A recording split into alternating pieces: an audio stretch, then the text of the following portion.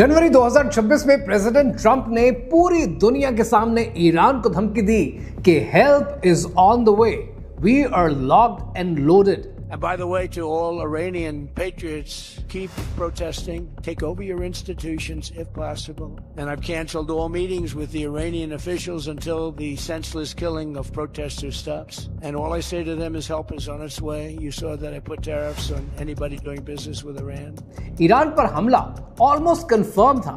अल Udeid airbase से American troops निकल रहे थे। Aircraft carrier Abraham Lincoln South China Sea से निकलकर मिडिल ईस्ट जा रहा था। लेकिन फिर कुछ ऐसा हुआ जो किसी ने सोचा नहीं था। फिर क्या हुआ? यूएसए ने ईरान पर हमला करने का अपना इरादा पोस्टपोन कर दिया। Nobody convinced me. I convinced myself. You had yesterday scheduled over 800 hangings. They didn't hang anyone. They canceled the hangings. That had a big impact. United states पीछे हट गया। अगर यह हमला होता तो यह सिर्फ ईरान की कहानी नहीं होती, चाइना अपना रोल प्ले करता।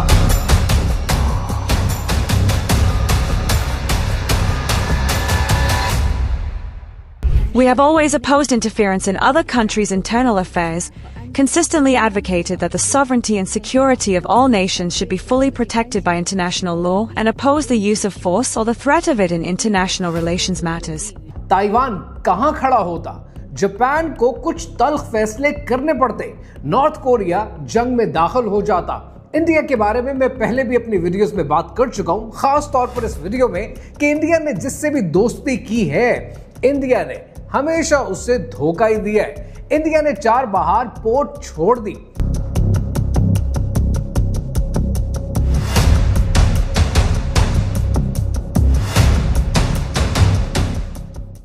On 28th October 2025, as you are aware, the US Department of Treasury had issued a letter outlining the guidance on the conditional sanctions waiver, which is valid till 26th April 2026.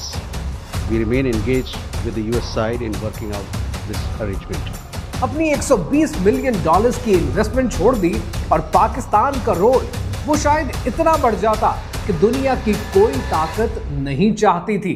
तो सवाल फिर भी अपनी जगह कायम है कि प्रेसिडेंट ट्रंप ने ईरान पर हमला क्यों नहीं किया? ईरान पर हमला करने से उसे किसने रोका?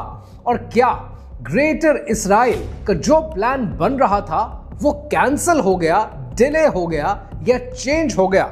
और इस कहानी में मौजूद जितने टेंजेंट्स हैं, वो टेंजेंट्स क्या बताते हैं कि आने वाले दिनों में क्या होने वाला है? कहानी क्या है, आइए समझते हैं।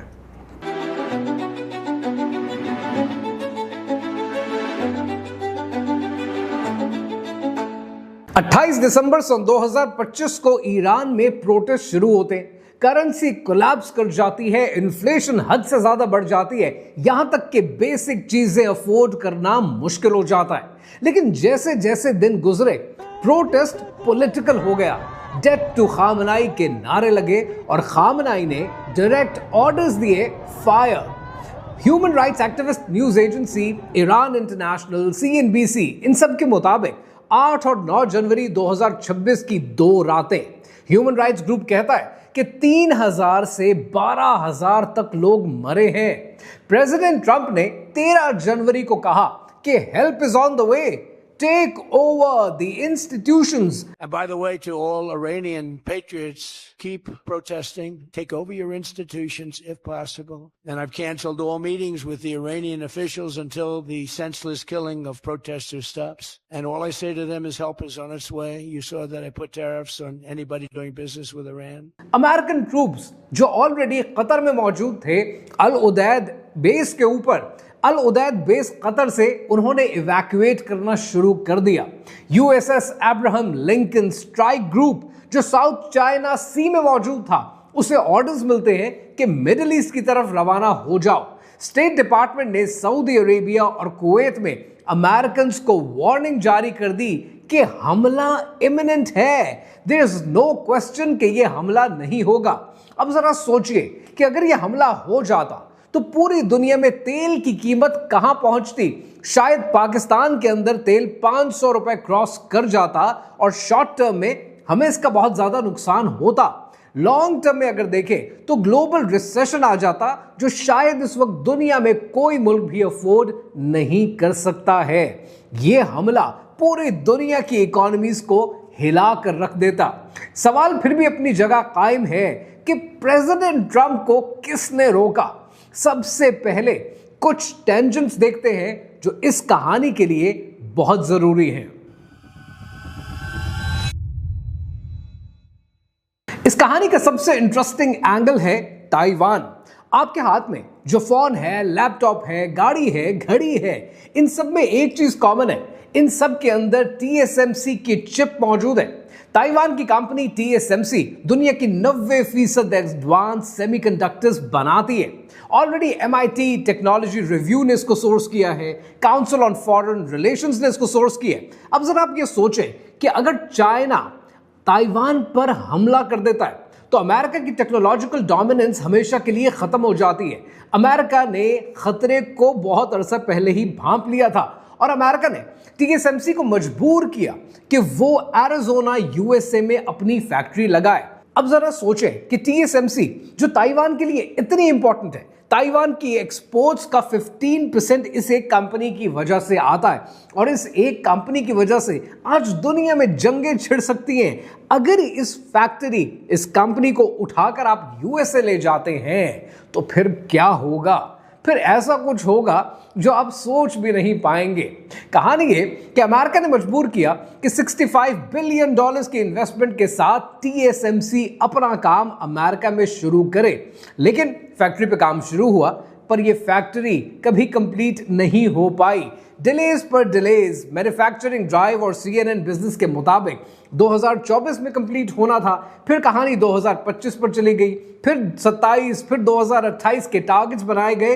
कभी स्किल्ड वर्कर्स नहीं मिलते, कभी एनवायरनमेंट सूट नहीं करता, कभी कॉस्ट 5 गुना से ज्यादा हो जाती है। Shares in TSMC slumped more than 3% on Friday after the world's largest chipmaker predicted a 10% drop in 2023 sales, and it said that production at its plant in the US would be delayed. कुछ analyst यहां तक कहते हैं कि ये deliberately sabotage किया जा रहा है ताइवान की तरफ से, ताकि ताइवान की सिलिकॉन शील्ड बरकरार रहे।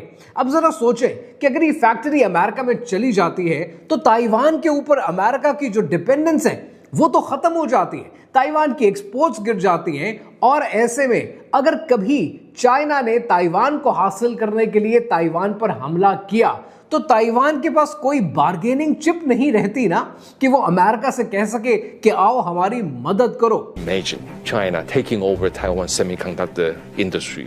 The worldwide economic shutdown. Taiwan with semiconductor is probably the best defense, has a silicon shield. अब सोचिए कि अगर ईरान पर हमला होता है तो चाइना की ऑयल सप्लाई लाइन खत्म हो जाती है। ईरान चाइना का मेजर ऑयल सप्लायर है और चाइना के पास ऑप्शन मिलता है कि वो ताइवान पर कब्जा करे, TSMC हासिल करे और अपनी टेक इंडस्ट्री को बचाए और अमेरिका की टेक्नोलॉजिकल डोमिनेंस को खत्म करे। स्टिनसन सेंटर कहता है कि अगर TSMC चाइना के कंट्रोल में आ जाती है तो अमेरिका की 92%, 92% एडवांस चिप्स चाइना के हाथ आ जाती हैं। AI की जो रेस है ये खत्म हो जाती है और मिलिट्री एडवांटेज जो शायद आज अमेरिका को हासिल है वो खत्म हो जाता है। क्या अमेरिका ईरान पर हमला करने से पहले ये सब प्लान कर बैठा था या नहीं? इस कहानी का एक और टेंजेंट है और वो टेंजेंट है जापान कोरिया को लेकर। अब जरा उसे समझते हैं। कहानी का दूसरा इंटरेस्टिंग टेंजेंट है जापान। जापान ताइवान का स्ट्रॉन्गेस्ट एलाय है और अगर चाइना हमला करता है ताइवान के ऊपर तो जापान ऑटोमेटिकली इंगेज हो जाता है। जापान ने ऑलरेडी अपना मिसाइल प्रोग्राम बढ़ा दिया है, डिफेंस का बजट रिकॉर्ड हाई कर दिया है और वर्ल्ड वॉर 2 के बाद जापान पहली बार ऑफेंसिव कैपेबिलिटीज बिल्ड कर रहा है। जो लोग जापान को पीस लविंग कहते हैं, मोहब्बत से भरा मुल्क, अमन से भरा मुल्क कहते हैं, वो जापान के इंपीरियल मिशंस को, इंपीरियल टारगेट्स को भूल जाते हैं। वो भूल जाते हैं कि वर्ल्ड वॉर II में जापान की तारीख क्या थी। Japan has successfully created that impression और साइकोलॉजी में इसे जापान इफेक्ट कहते हैं। I'll be talking more about Japan effect in some other video. लेकिन यहां पर जो इंपॉर्टेंट है वो नॉर्थ कोरिया को समझना है। नॉर्थ कोरिया के अंदर किम जॉन उन इस मौके का इंतजार कर रहा है। नॉर्थ कोरिया चाइना का स्ट्रॉन्गेस्ट अलाय है और अगर चाइना के कहने पर, वो इतना डिपेंडेंट है चाइना पर, चाइना के कहने पर अगर इमेजिन करें कि अमेरिका ईरान पर अटैक करता है, चाइना की सप्लाई लाइन टूट जाती है और चाइना के पुश करने पर नॉर्थ कोरिया साउथ कोरिया पर हमला कर देता है एज अ रिएक्शन कि चाइना की सप्लाई लाइन टूटी है, तो नतीजा क्या निकलता है? अमेरिका को साउथ कोरिया को प्रोटेक्ट करने के लिए आना पड़ेगा। ग्लोबल इन्फ्लेशन अपनी जगह है, लेकिन अमेरिका किस किस फ्रंट पे लड़ेगा? अमेरिका की मिलिट्री कैपेबिलिटी थिन हो जाएगी। अमेरिका कहां कहां लड़ेगा? ईरान के ऊपर हमले का मतलब है ग्लोबल वॉर, और ये सिर्फ साउथ ईस्ट की या मिडिल ईस्ट की कहानी नहीं रहती। लेकिन यहां पर एक और इंपॉर्टेंट एंगल है, और वो एंगल है इसराइल को लेकर। सब सोच रहे थे कि इसराइल पुश करेगा कि अमेरिका इस जंग में इंगेज हो जाए, अमेरिका को इस वॉर में इंगेज करने की भरपूर कोशिश करेगा, ईरान पर अटैक में यूएसए की मदद करेगा। लेकिन न्यूयॉर्क टाइम्स की रिपोर्ट के मुताबिक नेतन्याहू ने खुद ट्रंप को कॉल करके कहा है, वेट, अभी नहीं करना। क्यों? उसके 3 मेजर इंपॉर्टेंट पॉइंट्स हैं। पहला पॉइंट ये है जो आपको समझना चाहिए, वो ये है कि इसराइल के पास मिसाइल डिफेंस कैपेबिलिटीज मौजूद हैं। लेकिन जून 2025 में जब ईरान और इसराइल 12 दिन की जंग में एंगेज हो गए, तब इसराइल का ठीक ठाक नुकसान हुआ।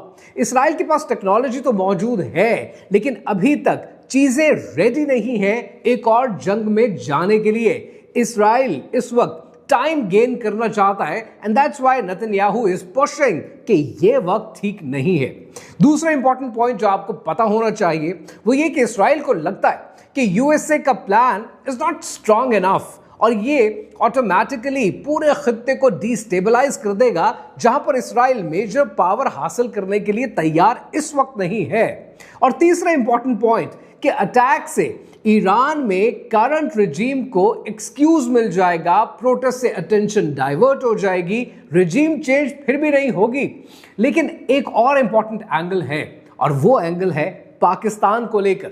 लेकिन पाकिस्तान के एंगल को समझने से पहले मिडिल ईस्टर्न एंगेजमेंट को समझते हैं। AFP ने रिपोर्ट किया है कि सऊदी अरेबिया, कतर और ओमान ने ट्रंप को रोकने के लिए long frantic diplomatic last minute efforts की हैं। और AFP यहां तक कहता है कि उनका मैसेज था कि give Iran a chance to show good intention, वरना ग्रेव ब्लोबैक्स आएंगे रीजन के अंदर। यहां तक टेंशन थी कि यूएस के सेनेटर लिंडसे ग्रेहम इतने नाराज हुए कि उन्होंने कहा कि America should dramatically rethink alliance with so called Arab allies, कि हमें बार बार रोक रहे हैं, हम जंग में जाना चाहते हैं, हम करें क्या? लेकिन यहां पर जो सबसे इंपॉर्टेंट कहानी है जो आपको पता होनी चाहिए वो पाकिस्तान को लेकर है। अब समझते हैं कहानी का सबसे इंपॉर्टेंट टेंशन जो पाकिस्तान से रिलेटेड है। ईरान के एम्बेसडर टू पाकिस्तान रजा अमीरी मुकद्दम ने अनाउंस किया है कि ट्रंप ने तेहरान को मैसेज भेजा है कि वी विल नॉट अटैक। ये मैसेज पाकिस्तान के थ्रू गया है।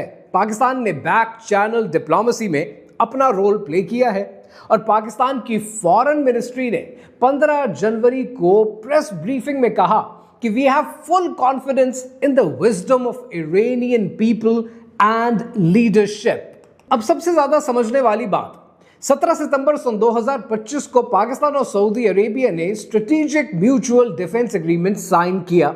इसका एक क्लॉज है, और वो क्लॉज कहता है कि any aggression against either country shall be considered an aggression against both. ये नेटो के आर्टिकल 5 जैसी लैंग्वेज है। लेकिन इसका एक बैकग्राउंड भी है, और वो बैकग्राउंड है 9 सितंबर सन 2025 जब इसराइल ने दोहा कतर में अटैक किया था, अपनी स्ट्राइक की थी। एक ऐसा मुल्क जहां पर अमेरिका की अल उदैद एयरबेस पहले से मौजूद थी। तब गल्फ कंट्रीज को यह रियलाइज हो गया कि अमेरिका उनकी प्रोटेक्शन के लिए कभी इसराइल के खिलाफ आकर नहीं खड़ा होगा। तब सऊदी अरेबिया ने पाकिस्तान से डील साइन कर ली। पाकिस्तान जो दुनिया का वाहिद न्यूक्लियर पावर कंट्री है। यह डील आपके लिए जरूरी क्यों है? ये डील आपके लिए जरूरी इसलिए है कि पाकिस्तान की इकोनॉमी सऊदी रेमिटेंसेस पर और ऑयल की इंपोर्ट्स पर डिपेंडेंट है।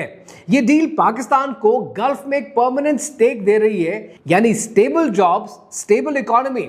लेकिन कुछ एनालिस्ट का कहना है कि सारे मामले में सऊदी अरेबिया ने ऑलरेडी अनाउंस किया कि सऊदी सरजमीन ईरान के खिलाफ इस्तेमाल नहीं होगी।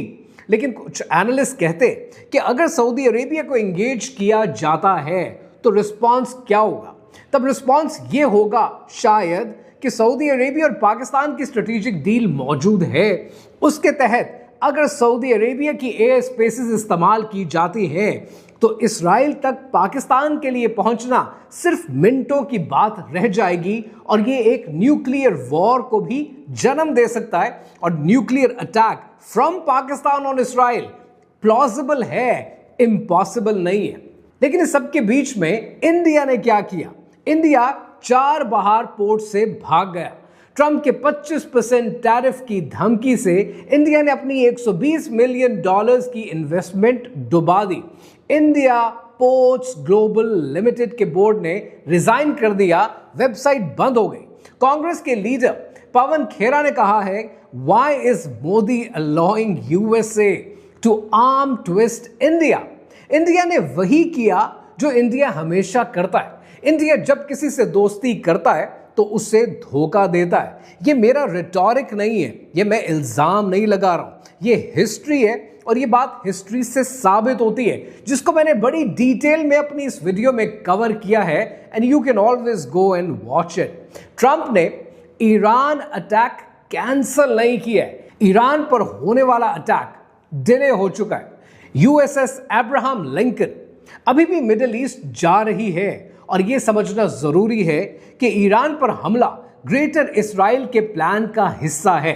सन 1982 में इजरायली स्ट्रैटेजिस्ट ओदित येनॉन ने एक प्लान बनाया था कि अरब कंट्रीज को तोड़ना है, इसराइल के बॉर्डर्स को दरियाए नील से लेकर दरियाए फरात तक फैलाना है। ईरान इस प्लान की सबसे बड़ी रुकावट है और रेजीम चेंज के बगैर ग्रेटर इसराइल के प्लान को मुकम्मल करना नामुमकिन है। लेकिन प्रॉब्लम यह है कि अगर रेजीम चेंज होती भी है और करंट रेजीम गिरती भी है तो अमेरिका के पास ऑल्टरनेट ऑप्शन क्या है? रजा पहलवी एक ऑप्शन है, लेकिन उसकी ईरान में सपोर्ट अनसर्टन है। Iran is safe for now, लेकिन ये एक टिकिंग बॉम्ब है। जब तक ग्रेटर इसराइल का प्लान है, जब तक पैक्स जूडिया का ख्वाब है, ईरान टारगेट रहेगा। और जब तक टीएसएमसी की फैक्ट्री अमेरिका में सक्सेसफुली अपने ऑपरेशन शुरू नहीं कर देती, तब तक अमेरिका चिप इंडिपेंडेंट नहीं हो जाता और तब तक ताइवान भी टारगेट पर रहेगा। और आपके लिए यह समझना जरूरी है कि oil prices, chip prices, inflation, ये सब इस जियोपॉलिटिकल चेस गेम से जुड़ा है। पाकिस्तान सऊदी डील आपकी इकोनॉमी को स्टेबिलिटी दे सकती है, लेकिन अगर ये चेन रिएक्शन शुरू हो गया तो वर्ल्ड वॉर 3 शायद हमारी जिंदगियों में हो जाए और हम या हमारी आने वाली नस्लें ये जंग लड़ रही हों।